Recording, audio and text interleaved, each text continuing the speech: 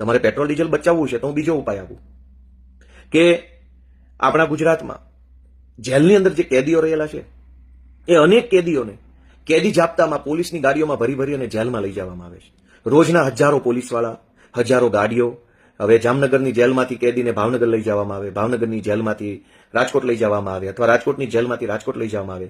રોજના હજારો કેદીઓને સરકારી વાહનોમાં બેસાડીને કોર્ટ સુધી, અદાલત સુધી લઈ જવામાં આવે છે. તો 100% ડિજિટાઇઝેશન કરીને 100% હાજરી કોર્ટમાં વિડીયો કોન્ફરન્સ થ્રુ થાય એવું કેમ આયોજન નથી કરતા? તમારે ડીઝલ બચાવવું છે, પેટ્રોલ બચાવવું છે, કે પેટ્રોલ ડીઝલ બચાવવાના નામ ઉપર તમાશો કરવો છે, સ્ટન્ટ કરવા છે, પબ્લિકની આંખમાં ધૂળ નાખવી છે, એ નક્કી કરી લો. અને પેટ્રોલ ડીઝલ જ બચાવવું હોય તો હજારો લોકો ગુજરાતમાં અદાલતની તારીખો ભરે છે.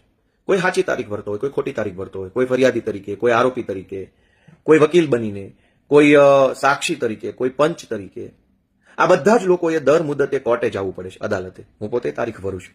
હવે તમે કોર્ટમાં જાઓ, હવે તમે તમારા ગામડેથી 2 વ્હીલ લઈને, 4 વ્હીલ લઈને, બસમાં બેસીને, ટ્રેનમાં જઈને તમે બીજા જિલ્લાની કે પોતાના જિલ્લાની અદાલતમાં તારીખ ભરવા જાઓ તો 1 મિનિટમાં જજ નવી તારીખ આપી દે.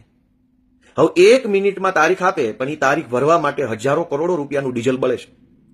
તો ભાજપના અભણ અંગૂઠા છાપ અને જનતાનું લોહી ચૂસવાવાળા નેતાઓને એ નથી દેખાતું કે મંત્રીના કાફલામાંથી 4 4 વ્હીલરો ઘટાડી દેવાથી કઈ અબજો રૂપિયાનું ડીઝલ નહીં બચે. ડીઝલ બચાવવું હોય તો જે લોકો તારીખો કોર્ટની ભરે છે, હજારો કરોડો લોકો, એ ઘરે બેઠા બેઠા પોતાના મોબાઈલથી વિડીયો કોન્ફરન્સથી અદાલતમાં પોતાની હાજરી ભરાવી શકે.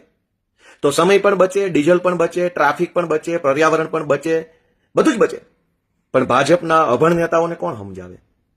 2 દિવસથી ઉપાડો લીધો છે, એ જ ધારા ચોંટ્યા છે, જાણે કે દુનિયામાં કોઈને કઈ ખબર જ નથી પડતી ને પોતે જ મહાન જન્મા છે.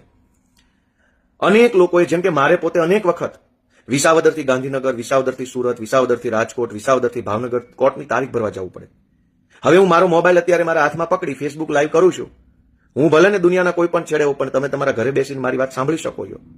તો હું દુનિયાના ગમે છેડે બેસીને અદાલતમાં હાજરી ન ભરાવી શકું?